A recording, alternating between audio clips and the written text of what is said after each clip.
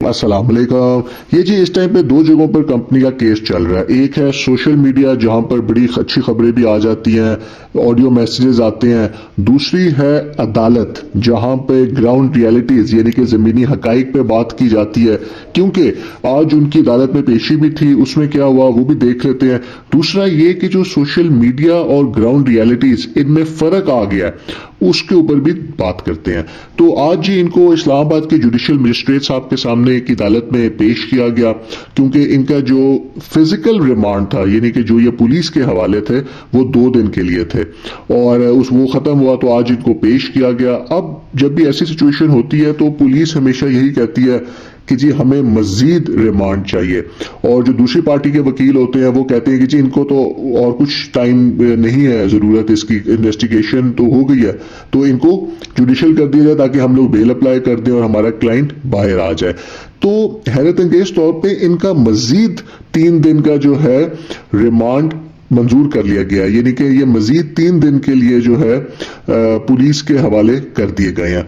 तो इसका मतलब ये हुआ कि जो पुलिस एविडेंस दे रही है आगे, यानी कि जो भी वो बात कर रहे हैं वो जज साहब जो है उससे अग्री कर रहे हैं, और ये इसका मतलब ये हुआ कि जो एफआईआर वगैरह हो रही हैं उससे जो व्यू पॉइंट है वो स्ट्रांग हो रहा है इन्वेस्टर्स का।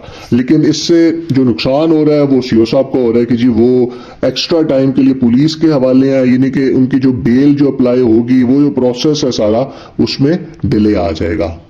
क्योंकि कंपनी इस सिचुएशन में कह रही है कि जी आप लोग अगर एफआईआर कराते रहेंगे तो और ये लीगल प्रॉब्लम्स में, लीगल इश्यूज में चले जाएंगे तो हमारे लिए काम करना मुश्किल हो जाएगा। हमारे लिए हम जो कोशिश कर रहे हैं बाकी इन्वेस्टर्स को पैसे देने की उसमें डिले आ जाएगा।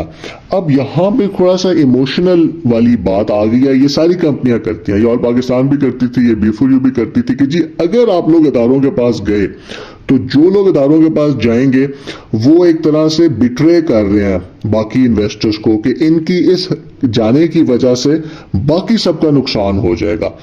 तो वो इस तरह की कैंपेन स्टार्ट हो जाती है कि जी अगर आपने एफआईआर वापस ना ली तो आपकी वजह से बाकी सबका नुकसान हो जाएगा। लेकिन जो ग्राउंड रियलिटीज है, अब एक है सोशल मीडिया पे क्या बात की जाती है, दूसरी है कि जमीनी हकाइक। जमीनी हकाइक ये है कि जी यहाँ पे किसी को भी किसी का कोई इंटरेस्ट नहीं है, ना वो किसी को जानते हैं। उन्होंने इन्वेस्टमेंट की थी अपने प्रॉफिट लेने के लिए, और इस टाइम पे वो ये चाह रहे हैं कि जी ये जो एफआईआर और ये जो सारा सिस्टम है इसको करने से उनको फायदा हो सकता है, और फायदा ये हो सकता है कि कंपनी उनके साथ अलग से डील कर लेगी। और यही इसके पीछे सारी साइंस है कि जी हमारे साथ डील करें, जितने हमारे पैसे हैं, अगर कुछ हमें प्रॉफिट मिल गया तो उसको छोड़ के कुछ हमारे साथ आप बात कर लें और हमें हमारे पैसे मिल जाएं। तो ये जो आप सोशल मीडिया के ऊपर वॉइस मैसेजेस अभी सुनेंगे और सुनना स्टार्ट भी हो गए हैं कि जी ये बाकी लोगों को नुकसान हो रहा है, जो ये लोग पुलिस में जा रहे हैं, अदारों के पास जा रहे हैं, तो वो सिर्फ अपने पैसे लेने के लिए जा रहे हैं। आप तो वो एक तरह से कंपनी के साथ डील करना चाह रहे हैं। अब यहां पे एक बड़ी बात आएगी, बात ये आएगी कि अगर इनका रिमांड आगे एक्सटेंड होना नहीं और मिलता, यानी कि ये जुडिशियल हो जाते हैं, वहां से इनकी बेल हो जाती है, तो उसके बाद जो है और ये प्री अरेस्ट बेल ले लेते हैं, तो फिर जो ये बाकी केसेस वगैरह चलते रहेंगे फिर वो भी अपनी स्पीड में ही चलेंगे। तो फिर जो एक्स्ट्रा एफआईआर वगैरह आएगी उनका इतना इम्पैक्ट उस तरह नहीं होगा जो इस टाइम के ऊपर, क्योंकि वो अरेस्ट है इस टाइम के ऊपर, तो इस टाइम पे उनकी पोजीशन जरा वीक है। अगर उनको प्री अरेस्ट बेल मिल गई तो ये सारी पोजीशन जो है वो थोड़ी सी बहुत चेंज हो जाएगी।